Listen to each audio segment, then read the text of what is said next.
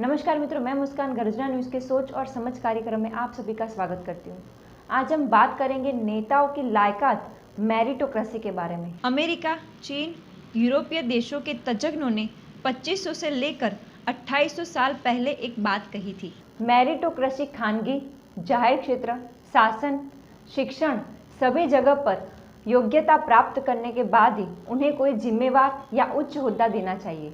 2200 साल पहले चाणक्य ने हमें आदर्श राजा, आदर्श राज्य व्यवस्था और आदर्श अर्थनीति का तत्वज्ञान दिया था। कई साल पहले चीन ने मेरिटोक्रेसी अपनाई थी, जिसकी वजह से अमेरिकी या यूरोपीय देशों से ज्यादा निखर रहा है। आज हम जानेंगे कि मेरिटोक्रेसी क्या है। मेरिटोक्रेसी में मानवीय वसाहतों, गांव, शहर, राज्य, देश या विश्व में जो भी नेता, अमलदार, कर्मचारी, संस्था के हुद्देदार या जन सेवक में भी हो, उन्हें कार्य या फर्ज अधीन योग्यता अनिवार्य होनी चाहिए। हर क्षेत्र में आने वाले लोगों को इम्तिहान देना जरूरी होना चाहिए। 2400 साल पहले वंश, वारसों, परंपरागत रीत से शासन करते थे।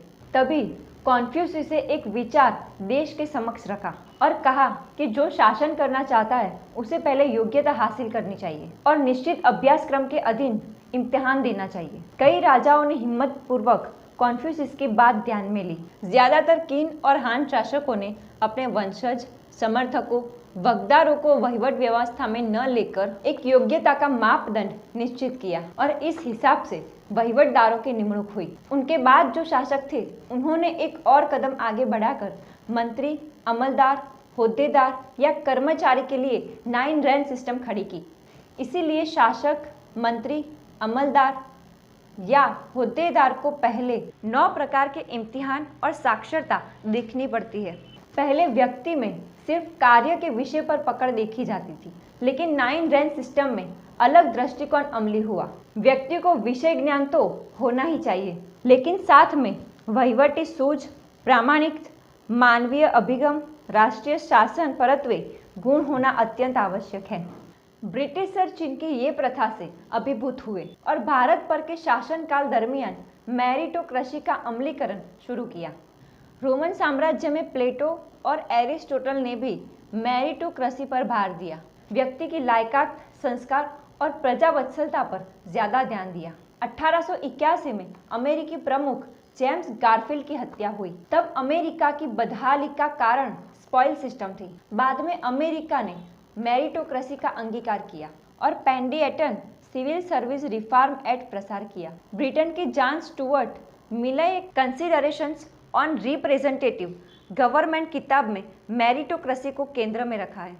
अमेरिका में प्रमुख को सत्ता दी है। ऑस्ट्रेलिया में भी समाज के हर तथ्य को शासन और वहीवट में योग्यता अनुसार तक मिलनी चाहिए। ब्रिटेन में तो 2007 से मेरिटोक्रेसी पार्टी अस्तित्व में आई, लेकिन ब्रिटेन के राइटर माइकल यंग ने 1958 में द राइज ऑफ मेरिटोक्रेसी किताब में इस सिस्टम पर जबरदस्त बंद किया था। माइकल यंग का कहना है कि मेरिटोक्रेसी में जो इम्तिहान में उत्तीर्ण होगा वही शासक और वहीवट के लिए सही होगा। मतलब जूझ लोगों का प्रभाव महत्तम नागरिकों पर रहेगा। कई ऐसे लोग भी होते हैं जो एक क्षेत्र के ज्ञान और डिग्री से भी ज्यादा होते हैं। ऐसी परिस्थिति में बुद्धिमान लोग आम जनता का शोषण कर सकते हैं और असमान झूठों के बीच विग्रह भी हो सकता है। फिर भी विश्व के ज्यादातर मेरिट वाली सिस्टम काम करती है और बहुमत वाले पक्ष का कोई भी निर्णय में प्रभुत्व हो, ऐसी व्यवस्था विकसित देशों में नहीं है। ओशो ने तो उससे भी आगे कहा है कि राज्यों या देशों की सीमा नहीं होनी चाहिए। विश्व का श्रेष्ठ दृष्टांत अपनी वसाहत पर शासन करने वाला होना चाहिए। मतलब कि न्यूयॉर्क या टोक्यो का वहीवट दृष्टा मुंबई या अहमदाबाद का हो सकता है, या फिर वॉशिंगटन डीसी वाला गुजरात वहीवट करता हो सकता है। क्यों गांव, शहर, राज्य या देश तक ही उम्मीदवारों की खोज वहीं तक सीमित रखें? क्या आपको लगता है कि मेरिटोक्रेसी होनी चाहिए?